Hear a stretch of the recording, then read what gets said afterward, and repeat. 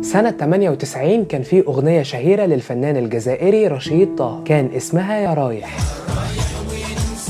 فجأة انتشرت الأغنية دي واتشهر بسببها الفنان رشيد طه في العالم العربي كله، خصوصا كمان بعد أغنية عبد القادر مع الشاب خالد والشاب فضيل، فازداد الطلب عليه وظهر في حفلات في مختلف الدول. ولكن الجمهور كان بيلاحظ إن حركة رشيد على المسرح غير متزنة، فبالتالي بدأت الاتهامات تطارده إنه بيتعاطى المخدرات أو بيظهر في حالة سكر. وطوال 30 سنة من الاتهامات دي ما كانش بيرد أبدا. لكن للأسف اللي كتير ما يعرفوش إنه كان بيعاني من مرض وراثي نادر، وتحديدا متلازمة أرنولد كيار الناتج عن زواج الأقارب، والمرض ده من أعراضه اختلال التوازن، فاضطر إنه يعمل أكتر من عملية جراحية، خصوصا إن إيده اليسرى كان فيها شلل جزئي. فكتب في مذكراته قبل وفاته إن أكتر ما أحزنه طوال 30 سنة هو ظن بعض الجمهور إنه بيقف على المسرح وهو في حالة سكر من غير ما يعرفوا كم معاناته. الحكم على المظاهر دايما خداع. يا ريت ما تنساش تقول لنا رأيك في الكومنتات.